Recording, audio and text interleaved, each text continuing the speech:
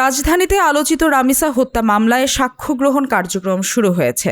মামলার বাদীসহ মোট ৬ জন সাক্ষীর সাক্ষ্য গ্রহণ করেছেন আদালত। মঙ্গলবার আদালতে হাজির করা হয় মামলার ২ আসামি সোহেল রানা ও তার স্ত্রী স্বপ্নাকে। আদালত সূত্র জানায়, আসামিদের উপস্থিতিতেই সাক্ষ্য গ্রহণ কার্যক্রম পরিচালিত হচ্ছে। এদিকে নিহত শিশু রামিসার বাবা ও মামলার বাদী আব্দুল হান্নান মোল্লা সহ অন্যান্য সাক্ষীরাও আদালতে উপস্থিত হয়েছেন। তাদের জবানবন্দি ও সাক্ষ্যের ভিত্তিতে মামলার পরবর্তী কার্যক্রম এগিয়ে নেওয়া হবে। আলোচিত এই হত্যাকাণ্ডের বিচার প্রক্রিয়ার গুরুত্বপূর্ণ ধাপ হিসেবে সাক্ষ্য গ্রহণকে দেখছেন সংশ্লিষ্টরা। মামলার পরবর্তী শুনানির তারিখ আদালত পরে নির্ধারণ করবেন।